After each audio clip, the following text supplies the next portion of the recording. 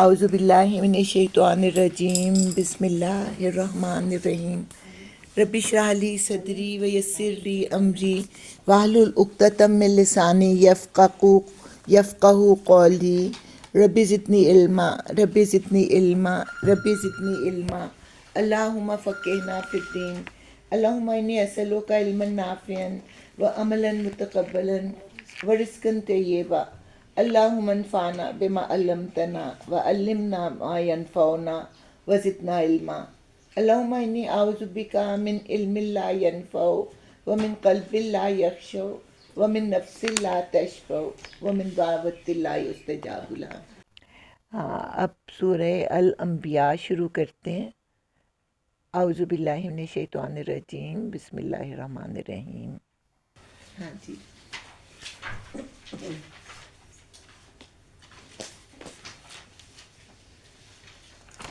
اس کا کوئی زیادہ بڑا جو ہے وہ انٹروڈکشن نہیں ہے، سوائے اس کے کہ اس میں 16 انبیاء کا ذکر ہے، اور صرف سورہ انعام میں اس سے زیادہ انبیاء کا ذکر آتا ہے، اور یہاں سے جو لوگ آخرت سے بے نیازی برتتے ہیں ان کا انجام بتایا گیا ہے۔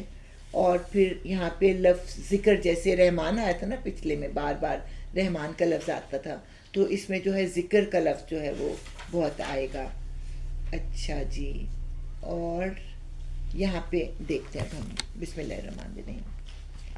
اقترب للناس حسابهم وهم فی غفلۃ معرضون۔ قریب آ گیا ہے لوگوں کے حساب کا وقت اور وہ ہیں کہ غفلت میں منہ موڑے ہوئے ہیں۔ قریب آ گیا، اسے کیا مراد؟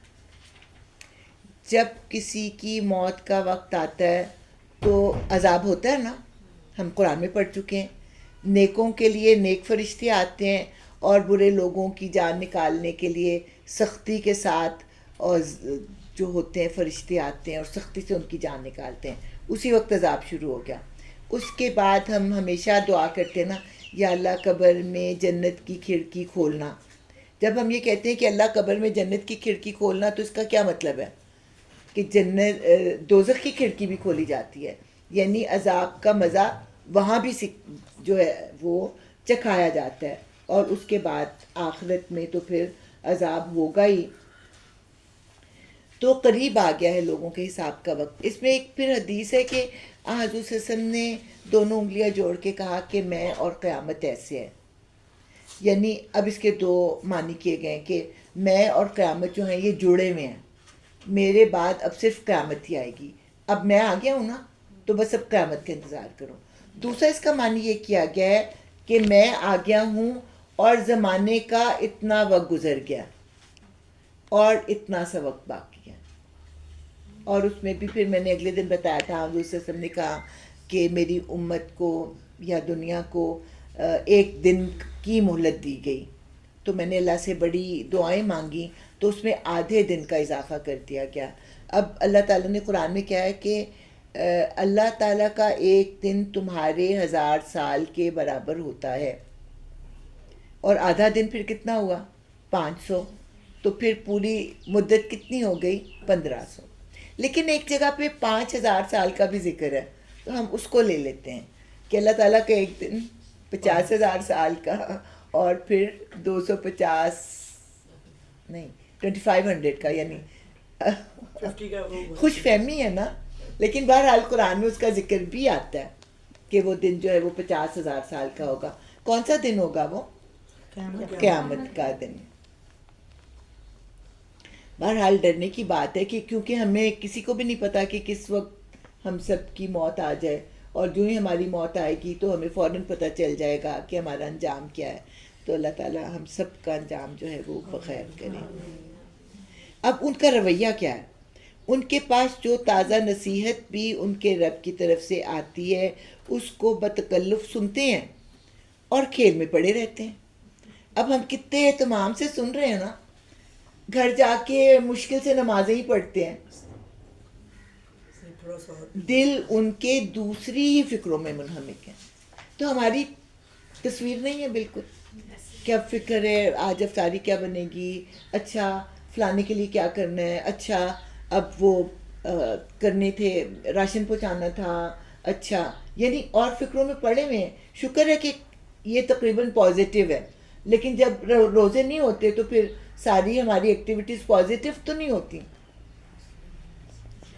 اور ظالم آپس میں سرگوشیاں کرتے ہیں کہ یہ شخص آخر تم جیسا ہی ایک بشر ہی تو ہے، پھر کیا تم آنکھوں دیکھتے جادو کے پندے میں پھنس جاؤ گے.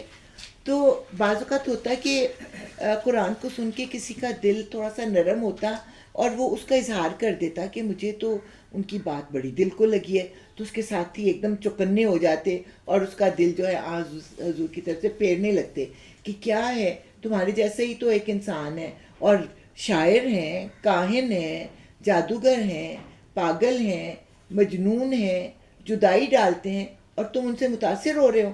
تو اس طرح کے القابات سے دوسرے کا دل دور کرنے کی کوشش کرتے. اس میں پھر بہت سے واقعات بھی آ جاتے ہیں، لیکن اگر میں واقعات میں پڑھ جاؤں نا تو پھر اس میں پورا نہیں ہوتا. رسول نے کہا میرا رب ہر اس بات کو جانتا ہے جو آسمان اور زمین میں کی جائے، وہ سمیع اور علیم ہے. یعنی کہ جس کا دل نرم ہوا تھا اللہ تعالیٰ اس کو بھی جانتا ہے، اور جو اس کو روک رہے ہیں اللہ تعالیٰ اس کو بھی جانتا ہے. وہ کہتے ہیں بلکہ یہ پراگندہ خواب ہے، بلکہ یہ اس کی من گھڑت ہے، بلکہ یہ شخص شاعر ہے. یعنی خود بھی ایک بات پر جو ہے اکٹھے نہیں ہوتے تھے. کبھی کہتے تھے من گھڑت ہے، کبھی کہتے ہیں شاعر ہے، اور کبھی یہ خواب دیکھتا ہے اور ہمیں آ کے بیان کر دیتا ہے. ورنہ یہ لائے کوئی نشانی جس طرح پرانے زمانے کے رسول نشانیوں کے ساتھ بھیجے گئے تھے، حالانکہ ان سے پہلے کوئی بستی بھی جسے ہم نے ہلاک کیا ایمان نہ لائی. اب کیا یہ ایمان لائیں گے؟ یعنی جب معجزہ آ جاتا ہے تو اس کے بعد پھر عذاب ہی آتا ہے. تو جب دوسری بستیاں معجزہ دیکھ کے ایمان نہ لائیں تو عذاب کا شکار ہوئیں، تو اب اگر یہ بھی معجزہ دیکھیں گے اور ایمان نہ لائیں گے تو یہ بھی پھر ہلاکت میں مبتلا ہو جائیں گے یا ہلاک ہو جائیں گے. پھر ایک اعتراض تھا کہ فرشتوں کو کیوں نہیں بھیجا اللہ تعالیٰ نے. اس کا جواب دے رہے ہیں، اور اے محمد صلی اللہ علیہ وآلہ وسلم تم سے پہلے بھی ہم نے انسانوں ہی کو رسول بنا کر بھیجا تھا جن پر ہم وحی کیا کرتے تھے. تم لوگ اگر علم نہیں رکھتے تو اہل کتاب سے پوچھ لو کہ اے مکہ کے لوگوں، تم میں تو چونکہ رسول نبی نہیں آئے اس لیے تمہیں اس بات کا علم نہیں ہے، لیکن تم مدینہ کے یہود و نصارہ سے پوچھ لو کہ کیا ان کے ہاں بھی فرشتے رسول بن کے آتے تھے یا انسان رسول بن کے آتے تھے. ان رسولوں کو ہم نے کوئی ایسا جسم نہیں دیا تھا کہ وہ کھاتے نہ ہوں اور نہ وہ سدا جینے والے تھے. پھر دیکھ لو کہ آخر کار ہم نے ان کے ساتھ اپنے وعدے پورے کیے اور انہیں اور جس کو ہم نے چاہا بچا لیا اور حد سے گزر جانے والوں کو ہلاک کر دیا. لوگوں، ہم نے تمہاری طرف ایک ایسی کتاب بھیجی ہے جس میں تمہارا ہی ذکر ہے. تمہارا ہی ذکر سے مراد کیا کہ قرآن کا موضوع کیا ہے؟ انسان کی فلاح و بہبود اور انسان سے ریلیٹڈ جذبات اور ان کے خوشیوں کے سامان، ان کے غموں کے سامان، ان کے لیے ہدایت کے راستے، ہدایت قبول کرنے میں رکاوٹ کی چیزیں، وہ ساری چیزیں جو ہیں وہ بیان کی گئی ہیں. تو ہم نے تمہاری طرف ایک ایسی کتاب بھیجی ہے جس میں تمہارا ہی ذکر ہے، تمہاری فضیلت کا یا تمہارے لیے جو ہے بھلائی کا. کیا تم سمجھتے نہیں ہو؟ کتنی ہی ظالم بستیاں ہیں جن کو ہم نے پیس کر رکھ دیا اور ان کے بعد دوسری کسی قوم کو اٹھایا. جب ان کو ہمارا عذاب محسوس ہوا تو لگے وہاں سے بھاگنے. کہا گیا بھاگو نہیں، جاؤ اپنے انہی گھروں میں اور عیش کے سامانوں میں جن کے اندر تم چین کر رہے تھے، شاید کہ تم سے پوچھا جائے. کہنے لگے ہائے ہماری کم بختی، بے شک ہم ہی خطاوار تھے. اور وہ یہی پکارتے رہے یہاں تک کہ ہم نے ان کو کھلیان کر دیا. کھلیان کیا ہوتا ہے؟ فصل کاٹی جاتی ہے نا، کسی اوزار سے کاٹی جاتی ہے، تو ان کو کھلیان کر دیا، یعنی دشمن نے تلواروں سے ان کو جو ہے وہ ٹکڑے ٹکڑے کر دیا. زندگی کا ایک شرارہ تک ان میں نہ رہا، اور وہاں پہ حسیدن خامدین، بجھی ہوئی آگ. جب تک انسان زندہ ہوتا ہے اس کے جسم میں کیا ہوتی ہے؟ حرارت ہوتی ہے، اور جب وہ مر جاتا ہے تو وہ جو ہوتی ہے وہ بجھی ہوئی آگ بن کر رہ جاتا ہے۔ ہم نے اس آسمان اور زمین کو اور جو کچھ بھی ان میں ہے کچھ کھیل کے طور پر نہیں بنایا ہے۔ اگر ہم کوئی کھلونا بنانا چاہتے اور بس یہی کچھ ہمیں کرنا ہوتا تو اپنے ہی پاس سے کر لیتے، تمہیں دنیا میں لا کے اس سے کھیلنے کی اجازت نہ دیتے یا توفیق نہ دیتے یا اہلیت نہ دیتے، مگر ہم تو باطل پر حق کی چوٹ لگاتے ہیں جو اس کا سر توڑ دیتی ہے، اور وہ دیکھتے ہی دیکھتے ہٹ جاتا ہے، اور تمہارے لیے تباہی ہے ان باتوں کی وجہ سے جو تم بناتے ہو۔ تو انجام کار جو ہوتا ہے وہ کس کا بہتر ہوتا ہے؟ بھلائی کا، اور برائی جو ہے وہ ختم ہو کے ہی رہتی ہے۔ زمین اور آسمانوں میں جو مخلوق بھی ہے اللہ کی ہے، اور جو فرشتے اس کے پاس ہیں وہ نہ اپنے آپ کو بڑا سمجھ کر اس کی بندگی سے سرتابی کرتے ہیں اور نہ ملول ہوتے ہیں، نہ وہ تھکتے ہیں، شب و روز اس کی تسبیح کرتے رہتے ہیں، دم نہیں لیتے۔ یعنی کہ جو مخلوق ہے وہ پہلے آنا زمین و آسمان کی ہر چیز اللہ کی تسبیح کر رہی ہے، تو یہاں پہ اب مخلوق کا ذکر آیا کہ جو جاندار ہیں چیز مخلوق وہ بھی اللہ تعالیٰ کی تسبیح کر رہی ہے اور اس سے تھکتی نہیں ہے۔ کیا ان لوگوں کے بنائے ہوئے عرضی خدا ایسے ہیں کہ بے جان کو جان بخش کر کھڑا کر دیتے ہوں؟ یعنی کہ جن بتوں کی پوجا کر رہے ہیں کیا یہ مردوں کو زندہ کر سکتے ہیں؟ اگر آسمان و زمین میں ایک اللہ کے سوا دوسرے خدا بھی ہوتے تو زمین اور آسمانوں دونوں کا نظام بگڑ جاتا، بس پاک ہے اللہ رب العرش ان باتوں سے جو یہ لوگ بنا رہے ہیں۔ مثلا ایک اللہ کہتا ہے کہ بارش برسانی ہے، دوسرا کہتا ہے نہیں میں نے نہیں برسانے دینی، تو سارا انتظام بگڑ جاتا۔ وہ اپنے کاموں کے لیے کسی کے آگے جواب دہ نہیں ہے اور سب جواب دہ ہیں۔ پھر کیا اسے چھوڑ کر انہوں نے دوسرے خدا بنا لیے ہیں؟ اے محمد صلی اللہ علیہ وآلہ وسلم ان سے کہو کہ لاؤ اپنی دلیل، یہ کتاب بھی موجود ہے جس میں میرے دور کے لوگوں کے لیے نصیحت ہے، اور وہ کتابیں بھی موجود ہیں جن میں مجھ سے پہلے لوگوں کے لیے نصیحت تھی، مگر ان میں سے اکثر لوگ حقیقت سے بے خبر ہیں، اس لیے منہ موڑے ہوئے ہیں۔ ہم نے تم سے پہلے جو رسول بھی بھیجا ہے اس کو یہی وحی کی کہ میرے سوا کوئی خدا نہیں ہے، بس تم لوگ میری ہی بندگی کرو۔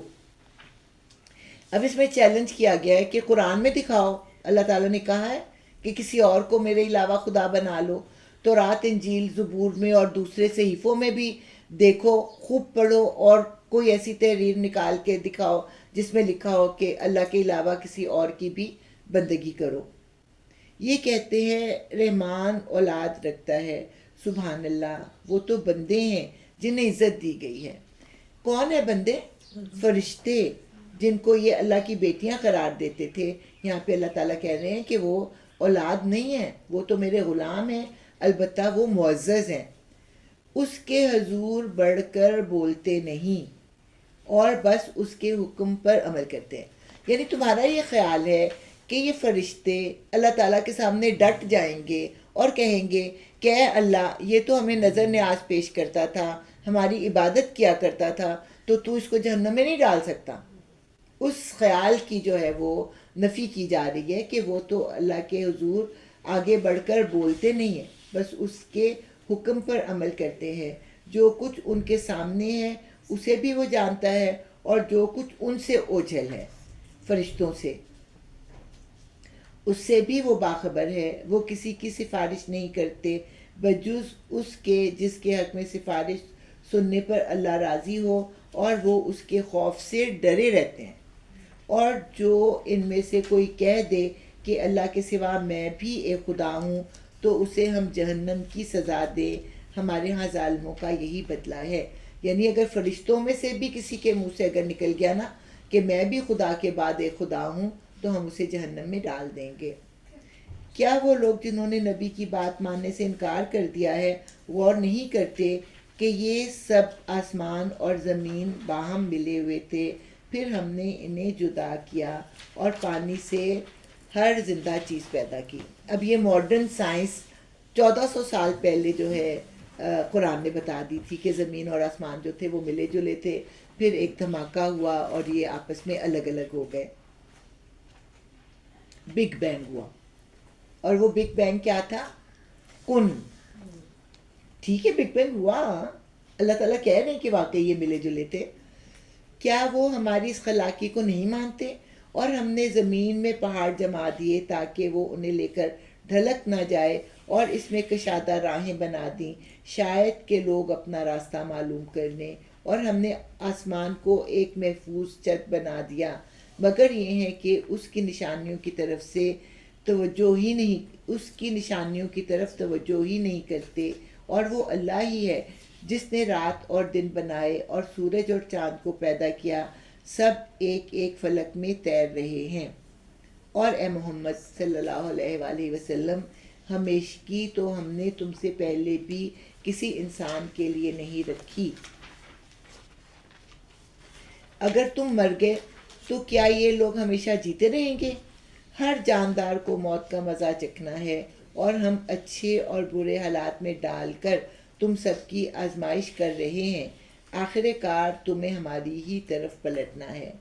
یہ منکرین حق جب تمہیں دیکھتے ہیں تو تمہارا مذاق بنا لیتے ہیں، کہتے ہیں کیا ہے یہ وہ شخص جو تمہارے خداؤں کا ذکر کیا کرتا ہے. اور ان کا اپنا حال یہ ہے کہ رحمان کے ذکر سے منکر ہیں، کہ خود تو رحمان کا نام بھی نہیں سنتے، اور پھر حضور صلی اللہ علیہ وسلم جو ان کے بتوں کے بارے میں بیان کرتے ہیں اس پر بھی یہ اعتراض کرتے ہیں. انسان جلد باز مخلوق ہے. ابھی میں تم کو اپنی نشانیاں دکھائی دیتا ہوں، جلدی نہ مچاؤ. یعنی قیامت کی نشانیاں دکھائی دیتا ہوں، جلدی نہ مچاؤ. یہ لوگ کہتے ہیں آخر یہ دھمکی پوری کب ہوگی اگر تم سچے ہو. کاش ان کافروں کو اس وقت کا کچھ علم ہوتا جب کہ یہ نہ اپنے منہ آگ سے بچا سکیں گے، نہ اپنی پیٹھیں، اور نہ ان کو کہیں سے مدد پہنچے گی. وہ بلا اچانک آئے گی اور انہیں اس طرح یکلخت دبوچ لے گی کہ یہ نہ اس کو دفع کر سکیں گے اور نہ ان کو لمحہ بھر مہلت ہی مل سکے گی. مذاق تم سے پہلے بھی رسولوں کا اڑایا جا چکا ہے، مگر ان کا مذاق اڑانے والے اسی چیز کے پیر میں آ کر رہے جس کا وہ مذاق اڑاتے تھے. اے محمد صلی اللہ علیہ وآلہ وسلم، ان سے کہو کون ہے جو رات کو یا دن کو تمہیں رحمان سے بچا سکتا ہو، مگر یہ اپنے رب کی نصیحت سے منہ موڑ رہے ہیں. کیا یہ کچھ ایسے خدا رکھتے ہیں جو ہمارے مقابلے میں ان کی حمایت کریں، یعنی ان کی حمایت میں وہ اللہ تعالیٰ کے سامنے کھڑے ہو جائے؟ کیا ایسے خدا ہیں ان کے؟ وہ تو نہ خود اپنی مدد کر سکتے ہیں اور نہ ہماری ہی تائید ان کو حاصل ہے. اصل بات یہ ہے کہ ان لوگوں کو اور ان کے آباء و اجداد کو ہم زندگی کا سر و سامان دیے چلے گئے، یہاں تک کہ ان کو دن لگ گئے، مگر کیا انہیں نظر نہیں آتا کہ ہم زمین کو مختلف سمتوں سے گھٹاتے چلے آ رہے ہیں. اس کے بھی دو جو ہیں وہ ترجمے کیے گئے ہیں. ایک تو ہمیں پتہ ہے کہ زمین چونکہ ٹھنڈی ہو رہی ہے تو وہ شرنک ہو رہی ہے، پورا جو گلوب ہے نا وہ شرنک ہو رہا ہے. اور دوسرا اس کا مطلب یہ ہے کہ اس کفر کی سرزمین کو گھٹاتے چلے آ رہے ہیں، اور جو اسلام کی سرزمین وہ پھیلتی چلی جا رہی ہے. پھر کیا یہ غالب آ جائیں گے؟ ان سے کہہ دو کہ میں تو وحی کی بنا پر تمہیں متنبع کر رہا ہوں، مگر بہرے پکار کو نہیں سنا کرتے جبکہ انہیں خبردار کیا جائے. اور اگر تیرے رب کا عذاب ذرا سا انہیں چھو جائے تو ابھی چیخ اٹھے کہ ہائے ہماری کمبختی، بے شک ہم خطاوار تھے. قیامت کے روز ہم ٹھیک ٹھیک تولنے والے ترازو رکھ دیں گے، پھر کسی شخص پر ذرا برابر ظلم نہ ہوگا. جس کا رائی کے دانے برابر بھی کچھ کیا دھرا ہوگا وہ ہم سامنے لے آئیں گے، اور حساب لگانے کے لیے ہم کافی ہیں. پہلے ہم موسیٰ اور ہارون کو فرقان اور روشنی اور ذکر عطا کر چکے ہیں ان متقی لوگوں کی بھلائی کے لیے جو بے دیکھے اپنے رب سے ڈریں اور جن کو حساب کی اس گھڑی کا کھٹکا لگا ہوا ہو. اور اب یہ بابرکت ذکر یعنی قرآن ہم نے تمہارے لیے نازل کیا ہے، پھر کیا تم اس کو قبول کرنے سے انکاری ہو؟ کہ قرآن کا آنا کوئی انوکھی بات نہیں ہے، اس سے پہلے اللہ تعالیٰ اور رسولوں پر بھی کتابیں بھیج چکے ہیں، اب تمہارے اوپر یہ کتاب آئی ہے تو کیا تم اس پر ایمان لاتے ہو؟ اس سے بھی پہلے ہم نے ابراہیم کو اس کی ہوش مندی بخشی تھی۔ ہوش مندی سے مراد ہے کہ دانائی اور صلاحیت اور حسن تدبیر اور دین و دنیا کے بارے میں سمجھ بوجھ، تو اللہ تعالیٰ نے حضرت ابراہیم کو یہ ہوش مندی بخشی تھی اور ہم اس کو خوب جانتے تھے۔ یاد کرو وہ موقع جب کہ اس نے اپنے باپ سے اور اپنی قوم سے کہا تھا، یہ مورتیں کیسی ہیں جن کے تم لوگ گرویدہ ہو رہے ہو؟ انہوں نے جواب دیا، ہم نے اپنے باپ دادا کو ان کی عبادت کرتے پایا ہے۔ اس نے کہا، تم بھی گمراہ ہو اور تمہارے باپ دادا بھی سری گمراہی میں پڑے ہوئے تھے۔ انہوں نے کہا، کیا تو ہمارے سامنے اپنے اصلی خیالات پیش کر رہا ہے یا مذاق کرتا ہے؟ اس نے جواب دیا، نہیں، بلکہ فی الواقع تمہارا رب وہی ہے جو زمین اور آسمانوں کا رب اور ان کا پیدا کرنے والا ہے۔ اس پر میں تمہارے سامنے گواہی دیتا ہوں، اور خدا کی قسم میں تمہاری غیر موجودگی میں ضرور تمہارے بتوں کی خبر لوں گا۔ اب یہ حضرت ابراہیم جو ہے نا وہ کہہ رہے ہیں کہ میں تمہاری غیر موجودگی میں ان بتوں کی خبر لوں گا۔ چنانچہ اس نے ان کو ٹکڑے ٹکڑے کر دیا اور صرف ان کے بڑے کو چھوڑ دیا تاکہ وہ اس کی طرف رجوع کریں۔ جو بڑا تھا وہ ٹوٹا پھوٹا نہیں تھا، تو اصولی طور پہ کہاں جانا چاہیے تھا؟ بڑے بت کے پاس جانا چاہیے تھا۔ لیکن انہوں نے آ کر بتوں کا یہ حال دیکھا تو کہنے لگے، ہمارے خداؤں کا یہ حال کس نے کر دیا؟ خداؤں سے امید کیا ہے کہ وہ لوگوں کی حفاظت کریں گے، ان کے کام آئیں گے۔ یہاں پہ تو الٹا معاملہ ہو گیا کہ کس نے ہمارے خداؤں کے ساتھ ایسا کام کیا؟ بڑا ہی کوئی ظالم تھا وہ۔ اور بعض لوگ بولے، ہم نے ایک نوجوان کو ان کا تذکرہ کرتے سنا تھا جس کا نام ابراہیم ہے۔ انہوں نے کہا، تو پکڑ لاؤ اسے سب کے سامنے تاکہ لوگ دیکھ لیں اس کی کیسی خبر لی جاتی ہے، یعنی ایسی سزا دیں گے کہ بعد میں کسی کو خیال تک نہ آئے گا ایسی حرکت کرنے کا، بلکہ یہ سب کچھ ان کے اس سردار نے کیا ہے۔ ابراہیم کے آنے پر انہوں نے پوچھا، کیوں ابراہیم، تو نے ہمارے خداؤں کے ساتھ یہ حرکت کی ہے؟ اس نے جواب دیا، بلکہ یہ سب کچھ ان کے اس سردار نے کیا ہے، انہی سے پوچھ لو اگر یہ بولتے ہوں۔ یہ سن کر وہ لوگ اپنے ضمیر کی طرف پلٹے اور اپنے دلوں میں کہنے لگے، واقعی تم خود ہی ظالم ہو۔ مگر پھر ان کی مت پلٹ گئی اور وہ بولے، تو جانتا ہے یہ بولتے نہیں ہیں۔ کہ حضرت ابراہیم نے جب یہ سوال کیا تو ایک دم چونک گئے کہ کس سے پوچھیں، کس سے بات کریں، اور واقعی ہم غلط کام کر رہے ہیں کہ ایک بت کی پوجا کر رہے ہیں یا اس کی حفاظت کر رہے ہیں۔ اس پر حضرت ابراہیم نے کہا، پھر کیا تم اللہ کو چھوڑ کر ان چیزوں کو پوج رہے ہو جو نہ تمہیں نفع پہنچانے پر قادر ہیں نہ نقصان؟ تف ہے تم پر اور تمہارے ان معبودوں پر جن کی تم اللہ کو چھوڑ کر پوجا کر رہے ہو، کیا تم کچھ بھی عقل نہیں رکھتے؟ انہوں نے کہا، جلا ڈالو اس کو اور حمایت کرو اپنے خداؤں کی اگر تمہیں کچھ کرنا ہے۔ ہم نے کہا، اے آگ ٹھنڈی ہو جا اور سلامتی بن جا۔ اگر اللہ تعالیٰ یہ نہ کہتے نا سلامتی، تو آگ اتنی ٹھنڈی ہو جاتی کہ حضرت ابراہیم جو ہے وہ ٹھنڈ سے ہی فوت ہو جاتے۔ تو یہاں پہ اللہ تعالیٰ نے کہا کہ ٹھنڈی ہو جا اور سلامتی بن جا۔ وہ چاہتے تھے کہ ابراہیم کے ساتھ برائی کریں، مگر ہم نے ان کو بری طرح ناکام کر دیا، اور ہم اسے اور لوط کو بچا کر اس سرزمین کی طرف نکال لے گئے جس میں ہم نے دنیا والوں کے لیے برکتیں رکھی ہیں۔ کبھی بھی شام اور فلسطین کا ذکر بغیر برکت کے ذکر کے نہیں ہوتا۔ اور ہم نے اسے اسحاق عطا کیا اور یعقوب اس پر مزید، اور ہر ایک کو صالح بنایا، اور ہم نے ان کو امام بنا دیا جو ہمارے حکم سے رہنمائی کرتے تھے، اور ہم نے انہیں وحی کے ذریعے نیک کاموں کی اور نماز قائم کرنے اور زکوٰۃ دینے کی ہدایت کی، اور وہ ہمارے عبادت گزار تھے۔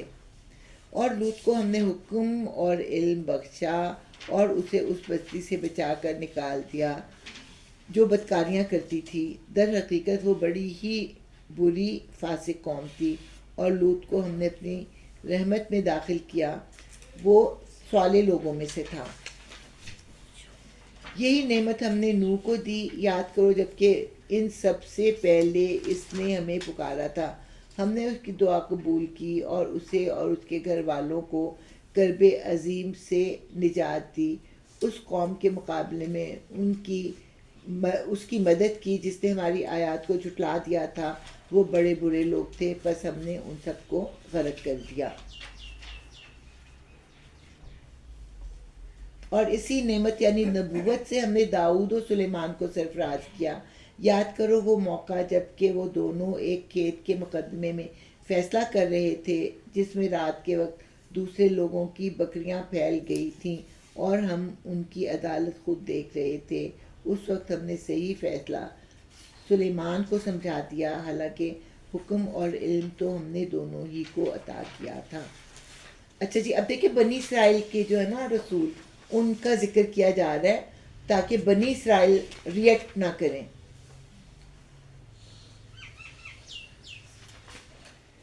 داؤد کے ساتھ ہم نے پہاڑوں اور پرندوں کو مسخر کر دیا تھا جو تسبیح کرتے تھے، اس فعل کے کرنے والے ہم ہی تھے، اور ہم نے اس کو تمہارے فائدے کے لیے زرہ بنانے کی صنعت سکھا دی تھی تاکہ تم کو ایک دوسرے کی مار سے بچائے، جو ہے جنگ میں بھی بچنے کا جو ہے لباس ان کو سکھایا گیا تھا۔ پھر کیا تم شکر گزار ہو؟ اور سلیمان کے لیے ہم نے تیز ہوا کو مسخر کر دیا تھا جو اس کے حکم سے اس سرزمین کی طرف چلتی تھی جس میں ہم نے برکتیں رکھی ہیں۔ ہم ہر چیز کا علم رکھنے والے تھے، اور شیاطین میں سے ہم نے ایسے بہت سوں کو اس کا تابع بنا دیا تھا جو اس کے لیے غوطے لگاتے اور اس کے سوا دوسرے کام کرتے تھے، ان سب کے نگران ہم ہی تھے۔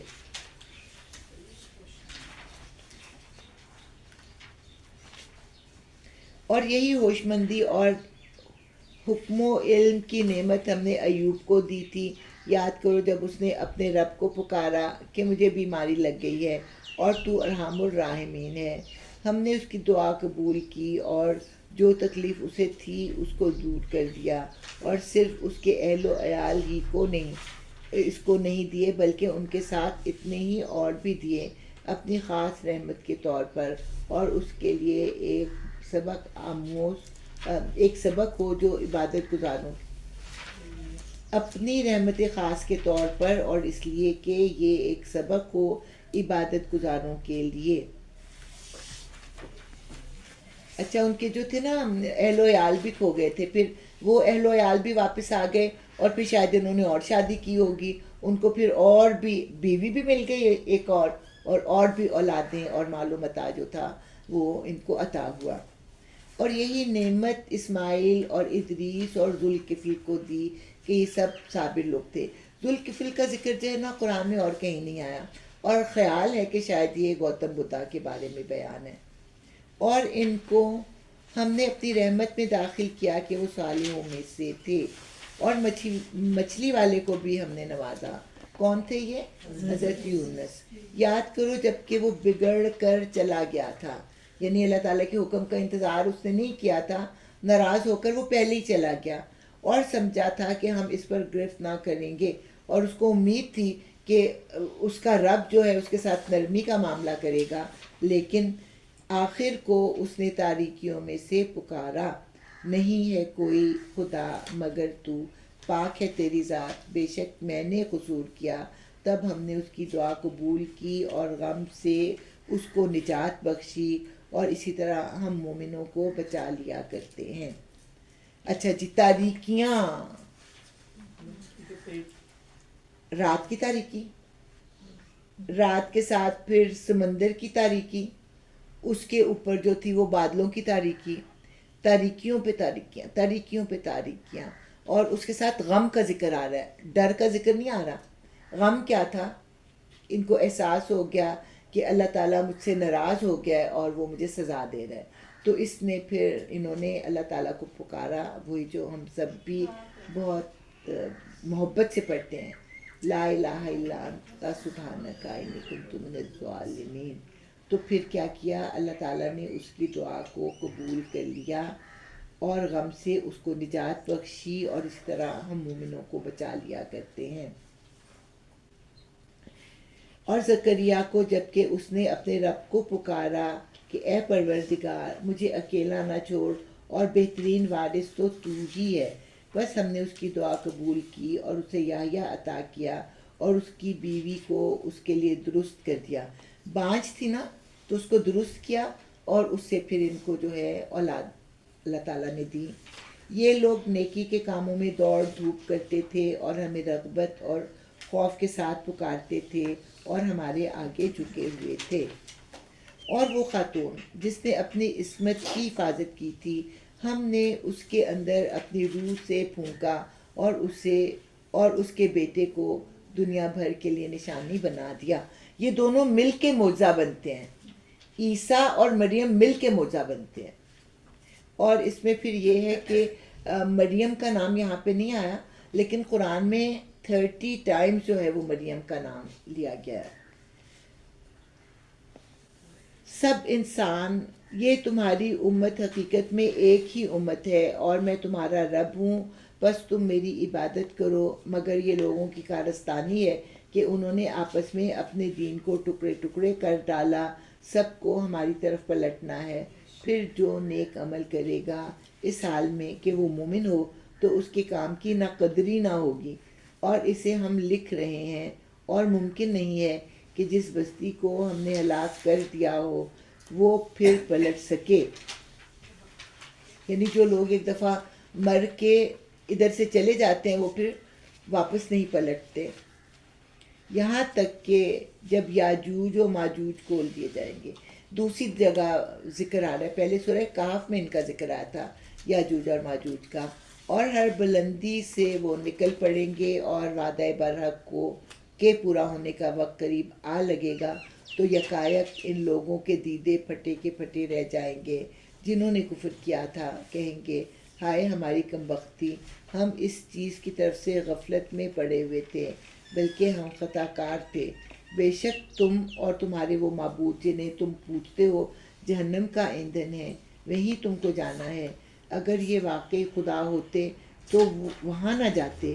اب سب کو ہمیشہ اسی میں رہنا ہے، وہاں وہ پھنکارے ماریں گے. یعنی تکلیف کے عالم میں ان کے منہ سے جو ہے سانس پھنکاروں کی صورت میں نکلے گا، اور حال یہ ہوگا کہ اس میں کان پڑی آواز نہ سنائی دے گی.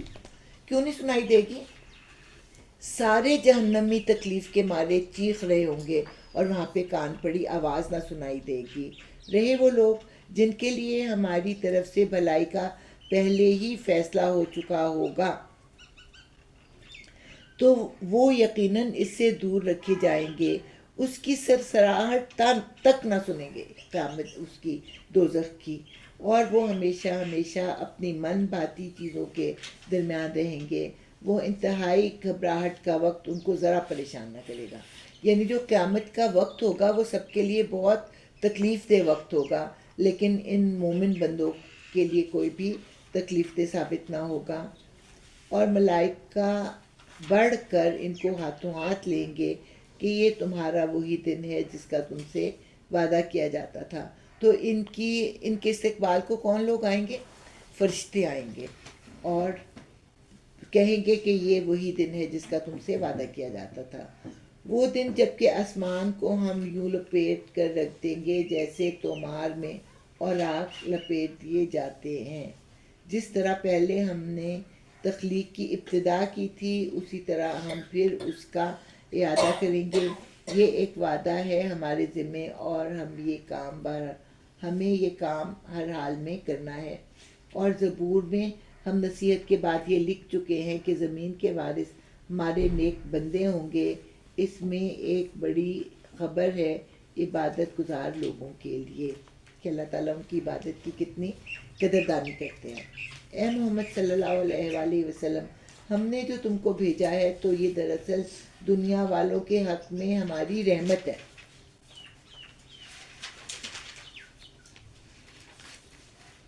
ان سے کہو میرے پاس جو وحی آتی ہے وہ یہ ہے کہ تمہارا خدا صرف ایک خدا ہے، پھر کیا تم سر اطاعت جھکاتے ہو؟ اگر وہ منہ پھیرے تو کہہ دو کہ میں نے علل اعلان تم کو خبردار کروایا. اب میں یہ نہیں جانتا کہ نہیں جانتا کہ وہ چیز جس کا تم سے وعدہ کیا جا رہا ہے قریب ہے یا دور. اللہ وہ باتیں بھی جانتا ہے جو آوازیں بلند کہی جاتی ہیں، اور وہ بھی جو تم چھپا کر کرتے ہو. اچھا جی، میں نے علل اعلان تم کو خبردار کر دیا. اب یہ میں نہیں جانتا کہ وہ چیز جس کا تم سے وعدہ کیا جا رہا ہے کیا ہے. وہ چیز قیامت یا غلبہ اسلام یا اعلان جنگ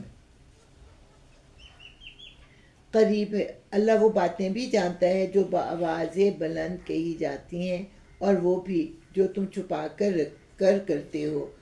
میں تو یہ سمجھتا ہوں کہ شاید یہ دیر تمہارے لیے ایک فتنہ ہے اور تمہیں ایک وقت خاص تک کے لیے مزے کرنے کا موقع دیا جا رہا ہے. آخر کار رسول نے کہا، اے میرے رب، حق کے ساتھ فیصلہ کر دے، اور لوگوں جو باتیں تم لوگ بناتے ہو ان کے مقابلے میں ہمارا رب رحمان ہی ہمارے لیے کافی ہے.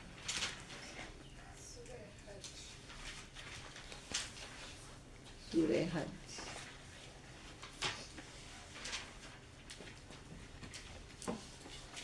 کافی لمبی صورت ہے، آدھے سپارے پر ہے یہ.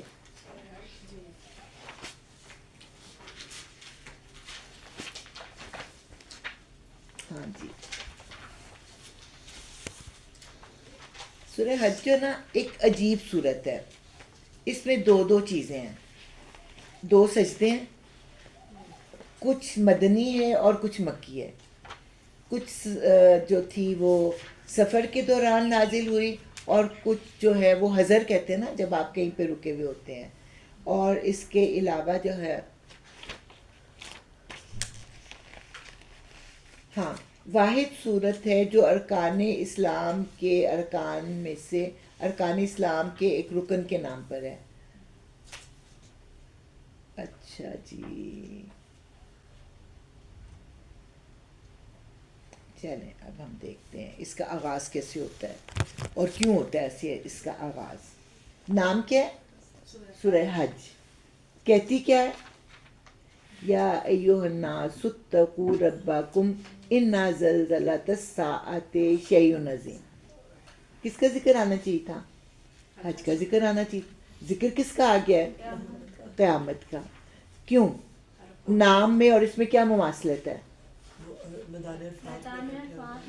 ہاں ایک تو میدان عرفات، وہ تو خیر ہے. اس کے علاوہ یہ ہے کہ بہت زیادہ مماثلت ہے حج میں اور قیامت کے دن میں. گرمی کی شدت، اس کے بعد لوگوں کا ہجوم، طویل انتظار. کتنا لمبا دن ہوگا بھی ہم نے پڑھا ہے، 50,000 سال کا، جس میں بچے بوڑھے ہو جائیں گے. کیوں بوڑھے ہو جائیں گے؟ ایک تو 50,000 سال میں وہ بوڑھے ہو ہی جائیں گے، دوسرا اس دن کی دہشت اتنی ہوگی کہ وہ بچوں کو بوڑھا کر دے گا.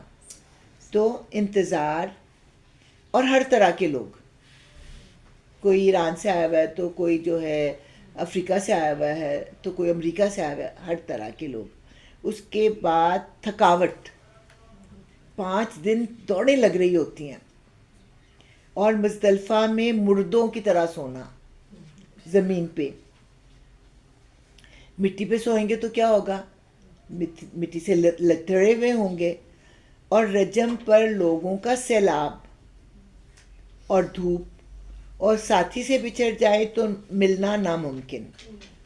ٹھیک ہے، تو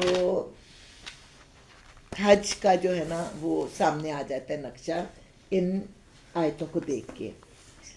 اور کیا کہہ رہے ہیں اللہ تعالیٰ؟ لوگوں اپنے رب کے غضب سے بچو. حقیقت یہ ہے کہ قیامت کا زلزلہ بڑی ہولناک چیز ہے. جس روز تم اسے دیکھو گے حال یہ ہوگا کہ ہر دودھ پلانے والی اپنے دودھ پیتے بچے سے غافل ہو جائے گی.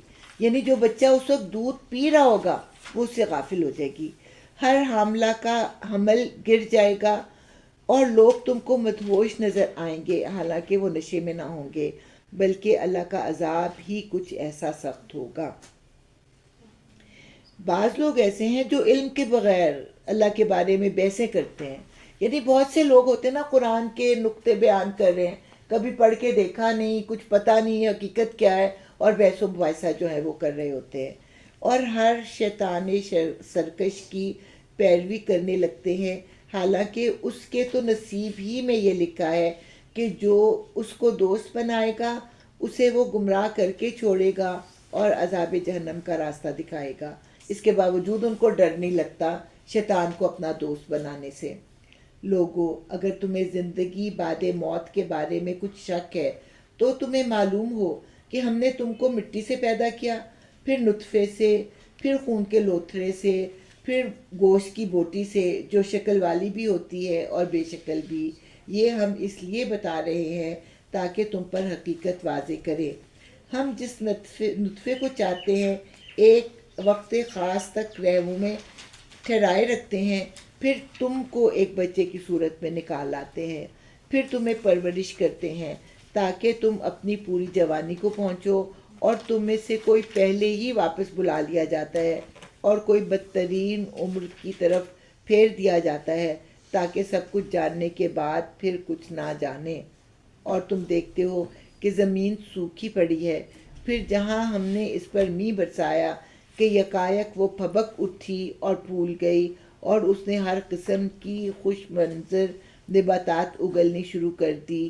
یہ سب کچھ اس وجہ سے ہے کہ اللہ ہی حق ہے، اور وہ مردوں کو زندہ کرتا ہے، اور وہ ہر چیز پر قادر ہے. اور یہ اس بات کی دلیل ہے کہ قیامت کی گھڑی آ کر رہے گی، اس میں شک کی گنجائش نہیں، اور اللہ ضرور ان لوگوں کو اٹھائے گا جو قبروں میں جا چکے ہیں.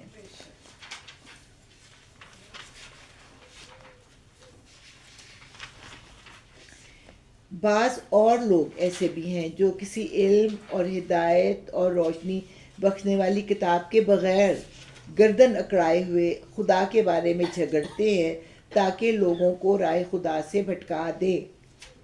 ایسے شخص کے لیے دنیا میں رسوائی ہے، اور قیامت کے روز اس کو ہم آگ کے عذاب کا مزہ چکھائیں گے.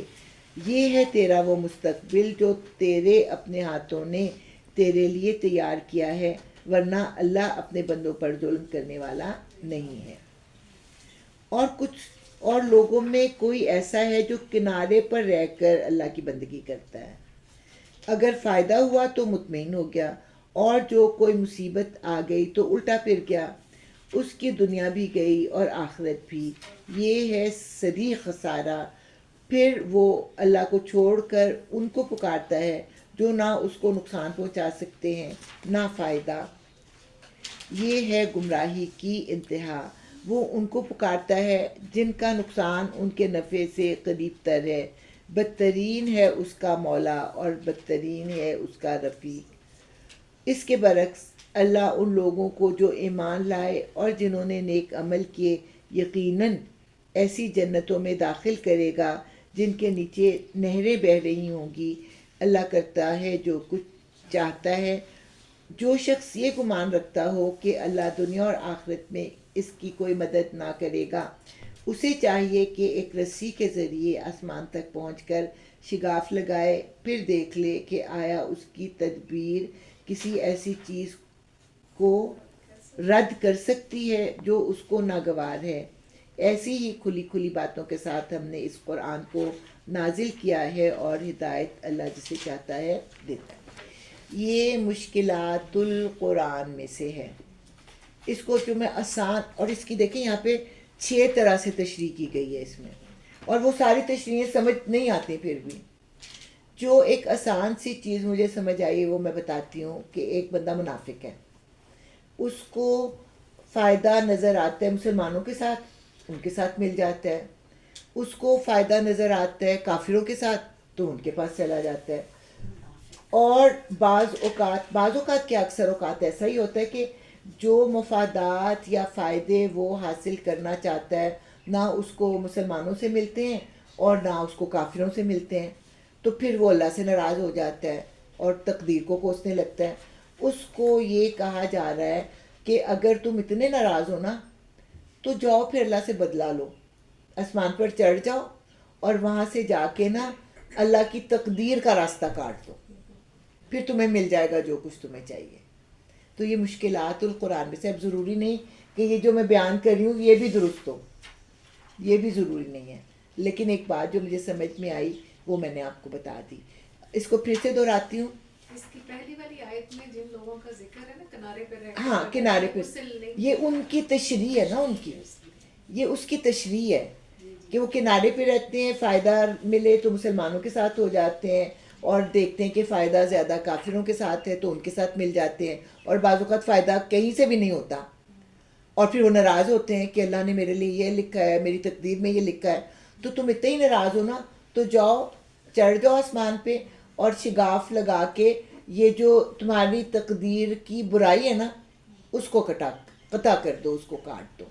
تو یہ منافقین ہوئے نا، یہ ہاں منافقین ہیں. چلیں جی. ایسی ہی کھلی کھلی باتوں کے ساتھ ہم نے اس قرآن کو نازل کیا ہے اور ہدایت اللہ جسے چاہتا ہے دیتا ہے. جو لوگ ایمان لائے اور جو یہودی ہوئے اور صابی اور نصارہ اور مجوس اور جن لوگوں نے شرک کیا، ان سب کے درمیان اللہ قیامت کے روز فیصلہ کر دے گا. ہر چیز اللہ کی نظر میں ہے. کیا تم دیکھتے نہیں ہو کہ اللہ کے آگے سر بسجود ہیں وہ سب جو آسمانوں میں ہیں اور جو زمین میں، سورج اور چاند اور تارے اور پہاڑ اور درخت اور جانور اور بہت سے انسان اور بہت سے وہ لوگ بھی جو عذاب کے مستحق ہو چکے ہیں. اب یہ دیکھیں، آسمان سے شروع ہوا، آسمان، اس کے بعد چاند اور سورج اور چاند، پھر نیچے آئے تو پھر پہاڑ، پھر پہاڑوں کے بعد کیا اونچی چیزیں ہوتی ہیں، درخت، اور پھر درختوں کے بعد جو ہے جانور اور بہت سے انسان اور بہت سے وہ لوگ بھی ہیں جو کہ عذاب کے مستحق ہو چکے ہیں. باقی ساری چیزیں جو ہیں نا وہ اللہ کو سجدہ کر رہی ہیں. سجدہ، کچھ سجدہ کرنے والے سجدہ ہے نہیں، یہاں تو سجدہ نہیں ہے. سجدہ ہے، ہے یہاں ہے؟ جی ہے. لکھا ہوا اچھا شاید آگے، ہاں آگے لکھا ہوا ہے اگلے پیج پہ. تو یعنی کہ کائنات کی ہر چیز جو اللہ کو سجدہ کر رہی ہے. سجدہ کون نہیں کر رہا؟ جو نافرمان لوگ ہیں. چلیں پھر سجدہ کریں. اور جسے اللہ ذلیل و خوار کر دے اسے پھر کوئی عزت دینے والا نہیں ہے. اللہ کرتا ہے جو کچھ کہ وہ چاہتا ہے. یہ دو فریق ہیں جن کے درمیان اپنے رب کے معاملے میں جھگڑا ہے. ان میں سے وہ لوگ جنہوں نے کفر کیا ہے ان کے لیے آگ کے لباس کاٹے جا چکے ہیں. اللہ تعالیٰ کا وہ ہے نا پری نالج ہے نا، تو اللہ کو پتہ ہے کہ اس نے جو ہے نا جہنم میں جانا ہے، تو اللہ تعالیٰ نے ان کے لیے آگ کے لباس جو ہے نا وہ تیار کروا کے رکھے ہوئے ہیں. اور ان کے سروں پر کھولتا ہوا پانی ڈالا جائے گا جس سے ان کی کھالیں ہی نہیں پیٹ کے اندر کے حصے تک گل جائیں گے. سر پر پانی پڑنے سے پیٹ کے اندر کے جو آرگنز ہیں وہ بھی گل جائیں گے. اور ان کی خبر لینے کے لیے لوہے کے گرز ہوں گے. جب کبھی وہ گھبرا کر جہنم سے نکلنے کی کوشش کریں گے پھر اسی میں دھکیل دیے جائیں گے کہ چکھو اب جلنے کی سزا کا مزہ. دوسری طرف جو لوگ ایمان لائے اور جنہوں نے نیک عمل کیے ان کو اللہ ایسی جنتوں میں داخل کرے گا جن کے نیچے نہریں بہہ رہی ہوں گی. وہاں وہ سونے کے کنگنوں اور موتیوں سے آراستہ کیے جائیں گے اور ان کے لباس ریشم کے ہوں گے. دنیا میں تو مردوں کے لیے چیزیں منع ہے نا، تو وہاں ان کو یہ چیزیں پہنائی جائیں گی. ان کو پاکیزہ بات قبول کرنے کی ہدایت بخشی گئی اور انہیں خدائے تودا صفات کا راستہ دکھایا گیا، یعنی کہ انہوں نے کلمہ طیبہ کو قبول کیا اس کے مطابق اپنی زندگی گزاری اور اللہ تعالیٰ نے ان کا نیک انجام کیا. جن لوگوں نے کفر کیا اور جو آج اللہ کے راستے سے روک رہے ہیں اور اس مسجد حرام کی زیارت میں مانے ہیں جسے ہم نے سب لوگوں کے لیے بنایا ہے، جس میں مقامی باشندوں اور باہر سے آنے والوں کے حقوق برابر ہیں. یعنی آپ حرم میں ہو تو کوئی کہے کہ میں تو مکہ کا رہنے والا ہوں، تم کہاں سے آئے ہو، چلو کہیں اور جا کے بیٹھو، ایسا نہیں ہے. ہر شخص کے لیے ہر جگہ اتنی ہی جو ہے کھلی ہوئی ہے جیسے کہ مقامی لوگوں کے لیے. ان کی روش یقیناً سزا کی مستحق ہے، کیونکہ انہوں نے مکہ والوں نے مسلمانوں کو، جب مسلمان مکہ میں تھے تو عبادت سے روکا کرتے تھے، اور مسلمان جب عمرہ کرنے کے لیے آئے تو ان کو عمرہ بھی نہ کرنے دیا. اس مسجد حرام میں جو بھی راستی سے ہٹ کر ظلم کا طریقہ اختیار کرے گا اسے ہم دردناک عذاب کا مزہ چکھائیں گے. یاد کرو وہ وقت جب کہ ہم نے ابراہیم کے لیے اس گھر یعنی خانہ کعبہ کی جگہ تجویز کی تھی. کس نے تجویز کی تھی؟ اللہ تعالیٰ نے. کہتے کہ حضرت آدم نے اللہ تعالیٰ کی عبادت کے لیے وہ گھر بنایا تھا جو طوفان نوح میں مٹ گیا تھا. اس لیے پہلے سپارے میں جو بیان ہے وہ یہ ہے کہ جب ابراہیم اور اسماعیل اس گھر کی بنیادیں اٹھا رہے تھے، یعنی بنیادیں وہاں پہ موجود تھیں تو وہ اٹھا رہے تھے تو وہ دعائیں کرتے جاتے تھے. اور اس گھر کی تعمیر کس لیے ہوئی تھی؟ اس ہدایت کے ساتھ کہ میرے ساتھ کسی کو شریک نہ کرو، اور میرے گھر کو طواف کرنے والوں اور قیام و رکوع و سجود کرنے والوں کے لیے، یعنی یہ نماز کے نا تینوں ارکان، قیام رکوع سجود کرنے والوں کے لیے پاک رکھو، اور لوگوں کو حج کے لیے اذن عام دے دو کہ وہ تمہارے پاس ہر دور دراز مقام سے پیدل اور اونٹوں پر سوار آئیں تاکہ وہ فائدے دیکھیں جو یہاں ان کے لیے رکھے گئے ہیں. حضرت ابراہیم کو کہا گیا کہ حج کا اعلان کرو. کیسے انہوں نے اعلان کیا ہوگا؟ مطلب عقل جو ہے نا وہ نہیں مانتی. مثلا لوکل لوگوں سے تو کہہ دیا ہوگا، چلو وہ آ بھی گئے، کوئی آیا کوئی نہیں آیا.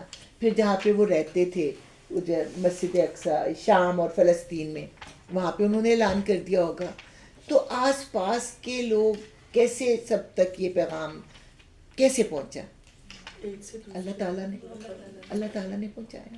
اور پھر یہاں پہ لکھا ہوا ہے نا کہ دور دراز سے آتے ہیں، اور جب دور دراز سے آئیں گے تو ان کے جو جانور ہوں گے وہ پھر کمزور ہو گئے ہوں گے، لیکن وہ پھر بھی آئیں گے.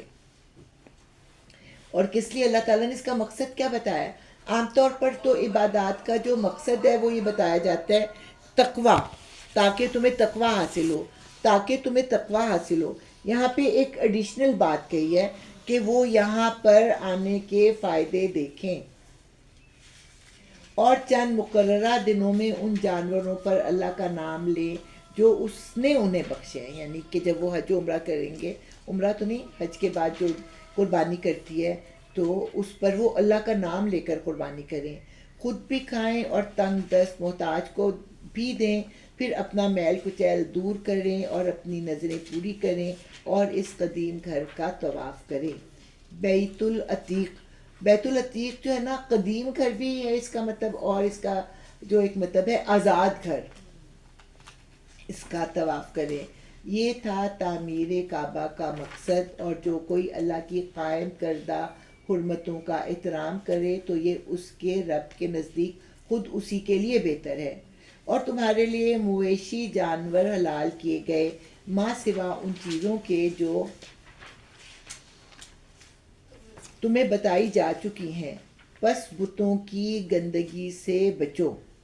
بتوں کو تو بڑا صاف ستھرا کر کے رکھتے تھے، اس کے بعد اللہ تعالیٰ کہہ رہے ہیں کہ ان کی گندگی سے بچو، یعنی کہ ان کی عبادت سے بچو، جھوٹی بات سے پرہیز کرو. یہ ایک جھوٹی بات ہے کہ ان کو معبود تم بنا کر ان کی عبادت کر رہے ہو، نظر نیاز دے رہے ہو.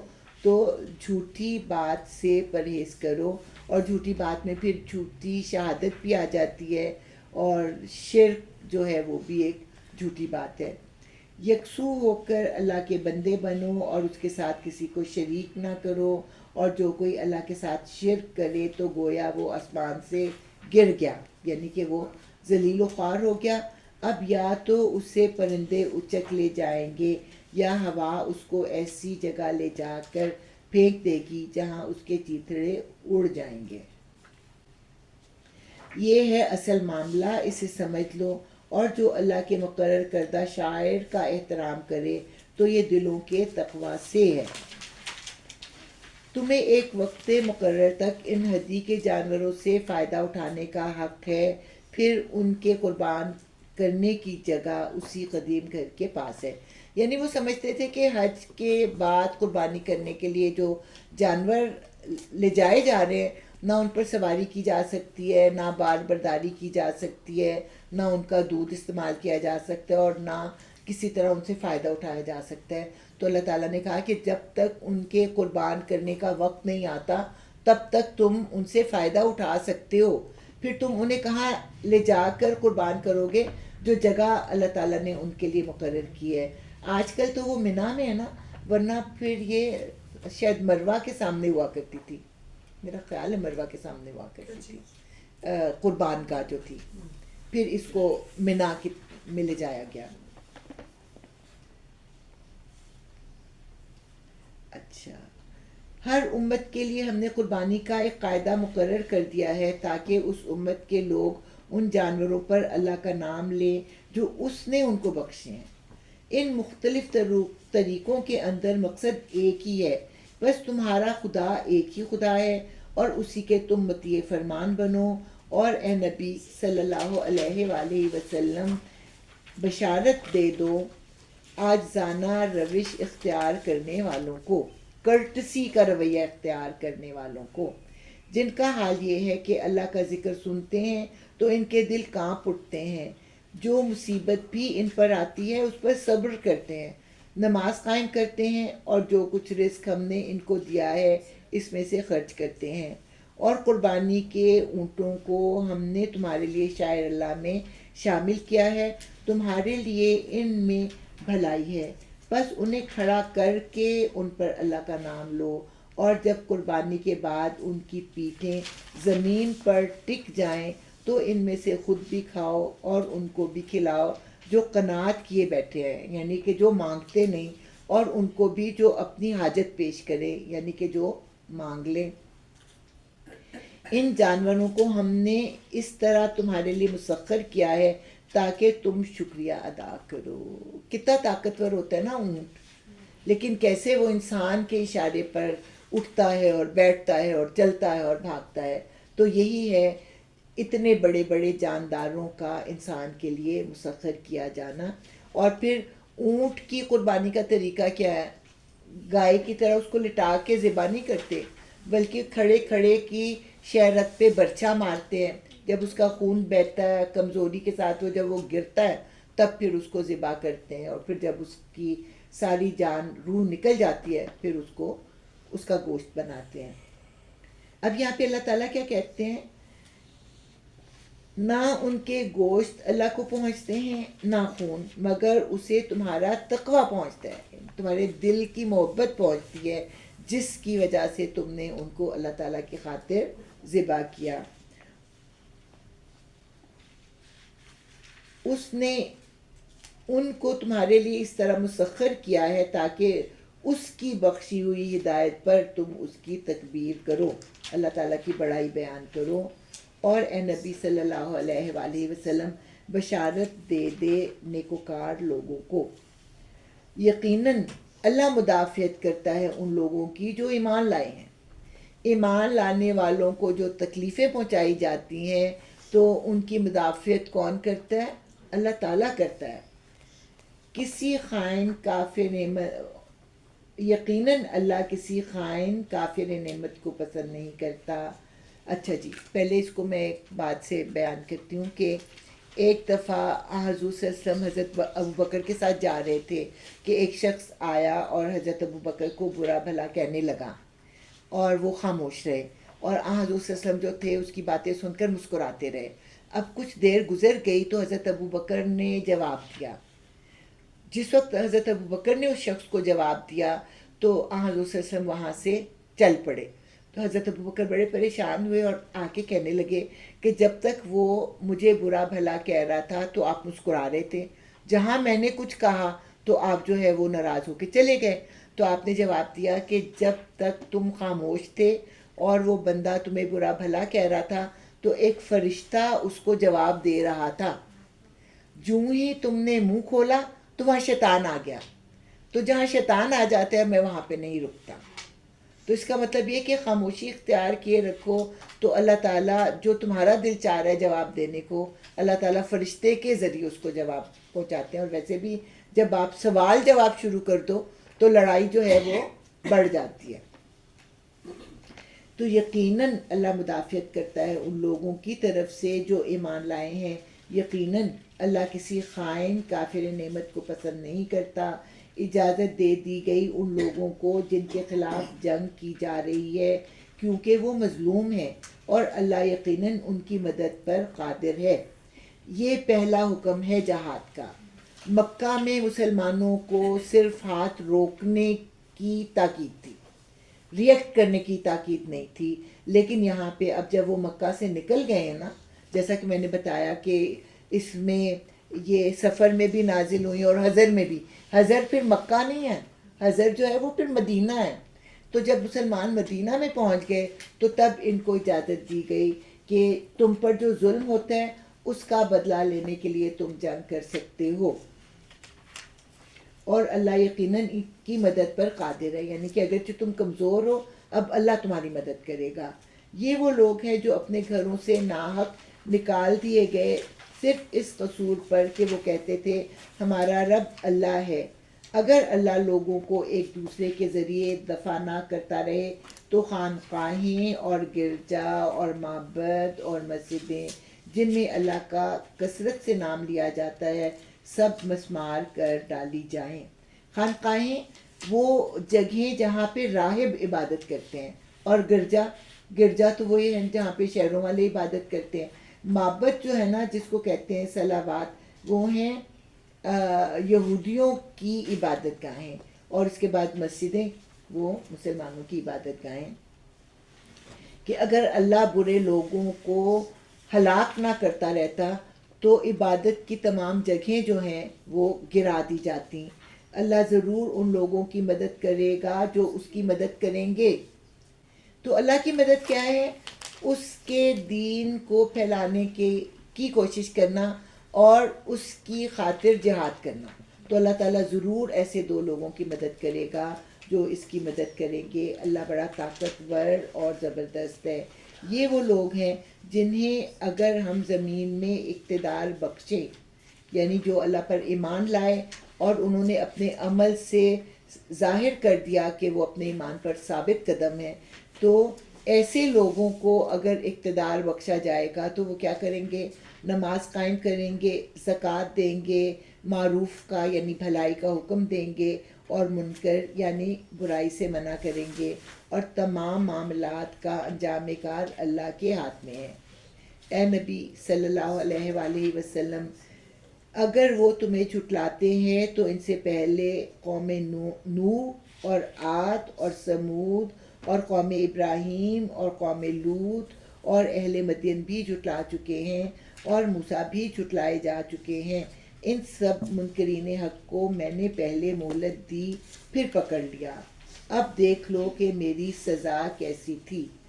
کتنی خطا کار بستیاں ہیں جن کو ہم نے تباہ کیا ہے اور آج وہ اپنی چھتوں پر الٹی پڑی ہیں۔ کتنے ہی کنویں بیکار اور کتنے ہی محل کھنڈر بنے ہوئے ہیں۔ کیا یہ لوگ زمین میں چلے پھرے نہیں ہیں کہ ان کے دل سمجھنے والے اور ان کے کان سننے والے ہوتے؟ حقیقت یہ ہے کہ آنکھیں اندھی نہیں ہوتی مگر وہ دل اندھے ہو جاتے ہیں جو سینوں میں ہیں۔ یہاں پہ جو ہے دو مقاصد ہیں اس کو بیان کرنے کے۔ ایک مقصد یہ کہ مسلمانوں اور ایمان لانے والوں کو حوصلہ دیا جائے کہ انجام کار تمہارے حق میں بہتر ہوگا، اور مشرکین مکہ کو جھنجھوڑا جائے کہ تمہارا بھی وہی حال ہوگا جو کہ تم سے پہلی قوموں کا ہوا۔ یہ لوگ عذاب کے لیے جلدی مچا رہے ہیں، اللہ ہرگز اپنے وعدے کے خلاف نہ کرے گا، یعنی کہ عذاب آئے گا، مگر تیرے رب کے ہاں کا ایک دن تمہارے شمار کے 1000 برس کے برابر ہوا کرتا ہے. ٹھیک ہے، تو اس حساب سے ہمارے پاس کتنے دن ہیں؟ 1500. کتنی بستیاں ہیں جو ظالم تھیں، میں نے ان کو پہلے مہلت دی، پھر پکڑ لیا، اور سب کو واپس تو میرے ہی پاس آنا ہے. یعنی کہ اگر کوئی ظالم بادشاہ یا کوئی ظالم جو ہوتی ہے ایک کے بعد ایک آنے والا خاندان کچھ عرصے سے حکومت کر رہا ہے اور ظلم و ستم کر رہا ہے، تو بے خوف نہ ہو. وہ یہ نہ سمجھے کہ ہاں تو ہم 500 سال سے حکومت کر رہے ہیں، ہمیں تو کسی نے کچھ نہیں کہا.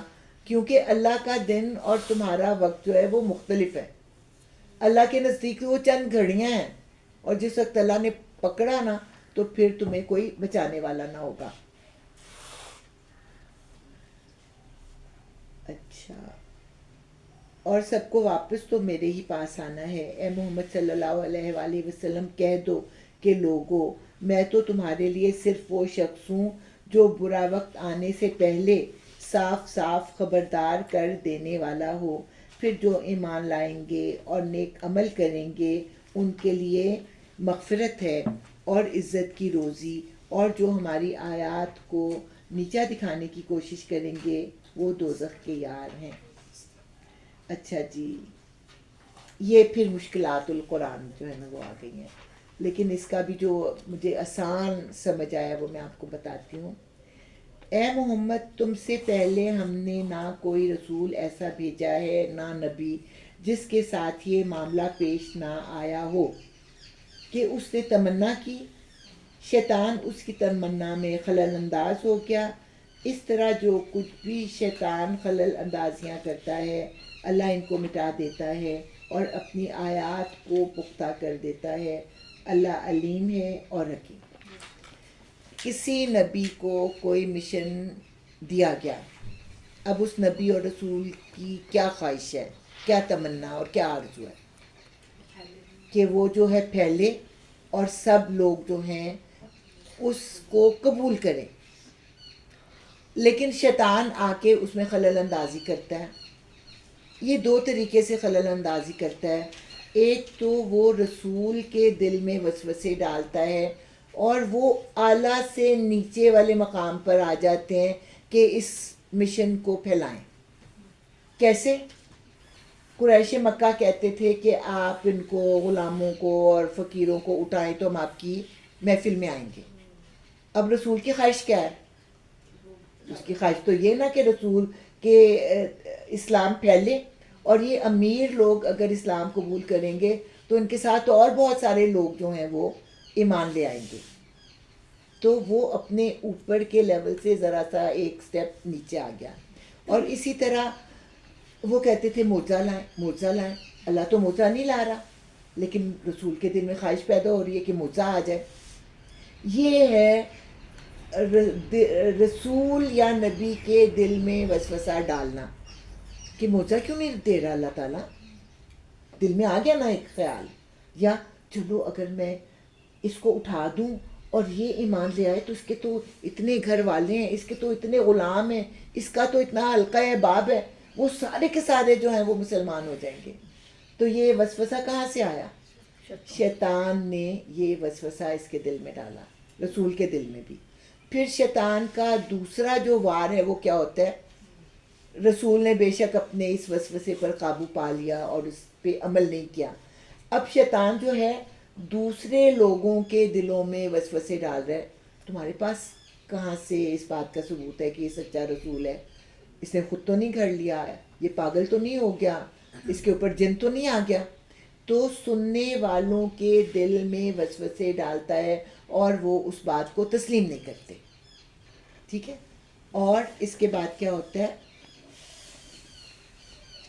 میں پھر پڑھتی ہوں. اور اے محمد، تم سے پہلے ہم نے نہ کوئی رسول ایسا بھیجا ہے نہ نبی جس کے ساتھ یہ معاملہ پیش نہ آیا ہو کہ اس نے تمنا کی، شیطان اس کی تمنا میں خلل انداز ہو گیا.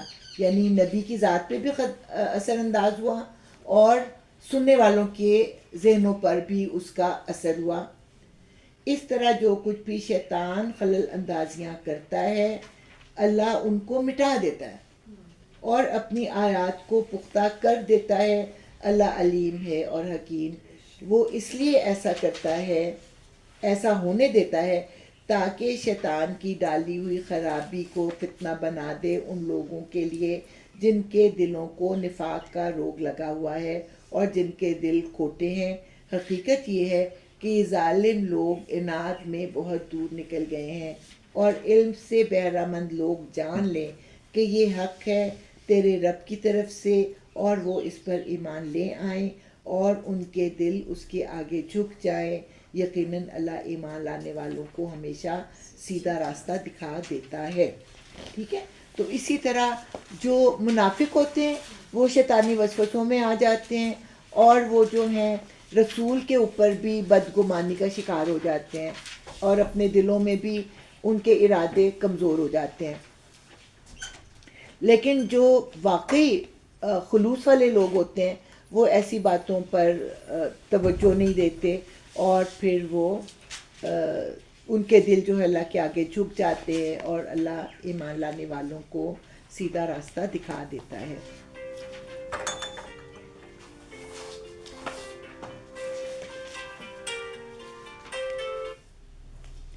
انکار کرنے والے تو اس کی طرف سے شک ہی میں پڑے رہیں گے یہاں تک کہ یا تو ان پر قیامت کی گھڑی اچانک آ جائے یا ایک منحوس دن کا عذاب نازل ہو جائے. اس روز بادشاہی اللہ کی ہوگی اور وہ ان کے درمیان فیصلہ کر دے گا. جو ایمان رکھنے والے اور عمل صالح کرنے والے ہوں گے وہ نعمت بھری جنتوں میں جائیں گے. جنہوں نے کفر کیا ہوگا اور ہماری آیات کو جھٹلایا ہوگا ان کے لیے رسوا کن عذاب ہوگا. اور جن لوگوں نے اللہ کی راہ میں ہجرت کی پھر قتل کر دیے گئے یا مر گئے اللہ ان کو اچھا رزق دے گا اور یقیناً اللہ ہی بہترین رازق ہے. وہ انہیں ایسی جگہ پہنچائے گا جس سے وہ خوش ہو جائیں گے. بے شک اللہ علیم اور حلیم ہے.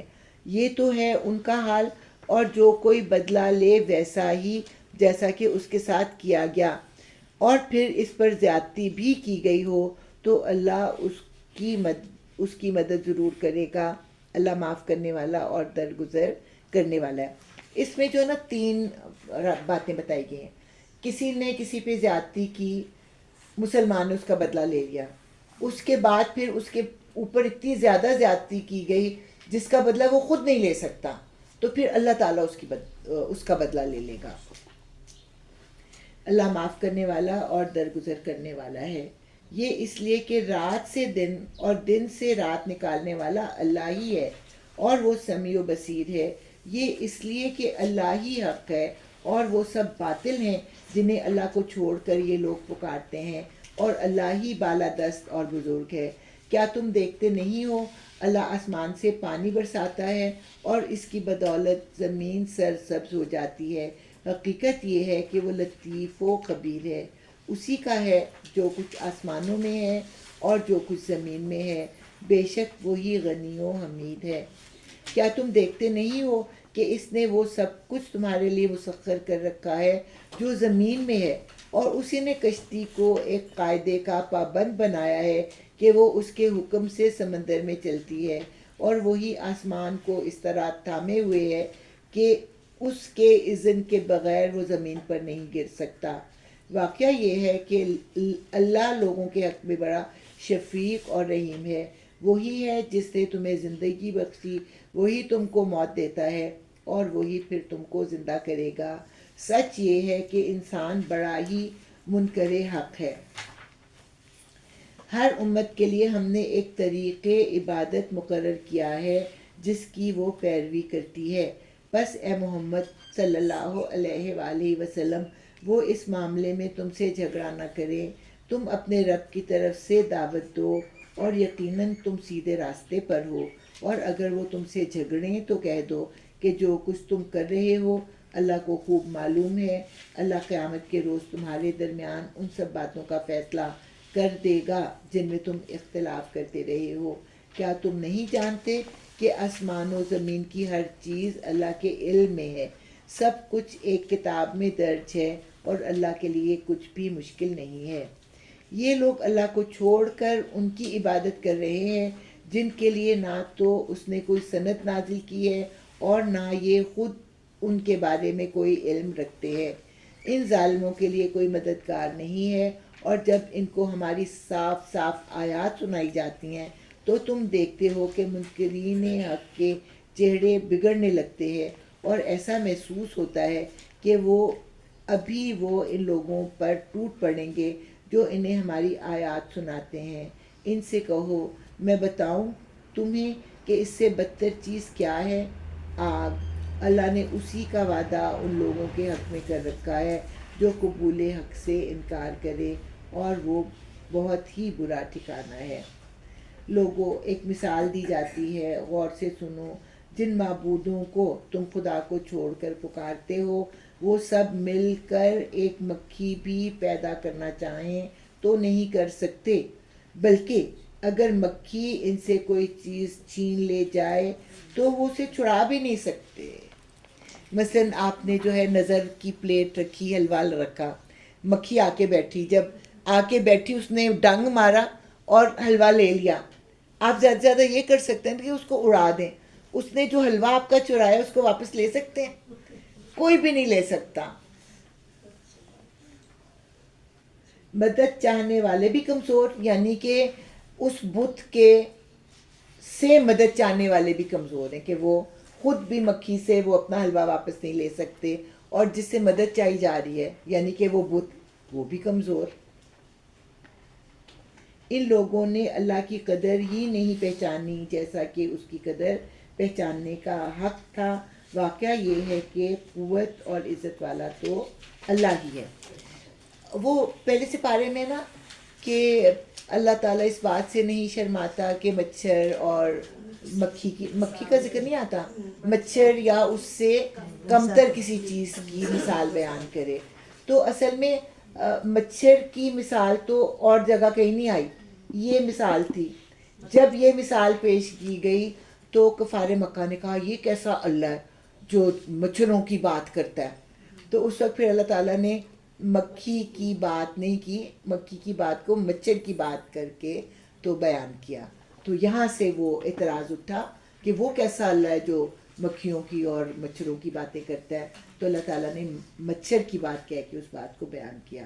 اب اللہ تعالیٰ گلہ کر رہے ہیں کہ ان لوگوں نے اللہ کی قدر ہی نہیں پہچانی جیسا کہ اس کے پہچاننے کا حق ہے. واقعہ یہ ہے کہ قوت اور عزت والا تو اللہ ہی ہے. حقیقت یہ ہے کہ اللہ اپنے فرامین کی ترسیل کے لیے ملائکہ میں سے بھی پیغام رساں منتخب کر لیتا ہے اور انسانوں میں سے بھی. جیسے بہت سارے لاکھوں انسانوں میں سے اللہ تعالیٰ نے حضور صلی اللہ علیہ وسلم کو چن لیا، اسی طرح رسول وہ جو فرشتے ہیں وہ بھی ہزاروں اور لاکھوں کی تعداد میں ہیں. ان میں سے بھی اللہ تعالیٰ ان فرشتوں کو چن لیتا ہے جن کے ذریعے سے وہ اپنے رسول کو پیغام بھیجے. وہ سمیع اور بصیر ہے، جو کچھ ان کے سامنے ہے اسے بھی وہ جانتا ہے اور جو کچھ ان سے اوجھل ہے اس سے بھی وہ واقف ہے، اور سارے معاملات اسی کی طرف رجوع ہوتے ہیں. اے لوگو جو ایمان لائے ہو، رکوع اور سجدہ کرو، اپنے رب کی بندگی کرو اور نیک کام کرو، شاید کہ تم کو فلاح نصیب ہو جائے. اللہ کی راہ میں جہاد کرو. اچھا یہاں پھر سجدہ ہے نا، یا ایھا الذین آمنوا ارکعوا واسجدوا واعبدوا ربکم. تو سجدہ کریں گے.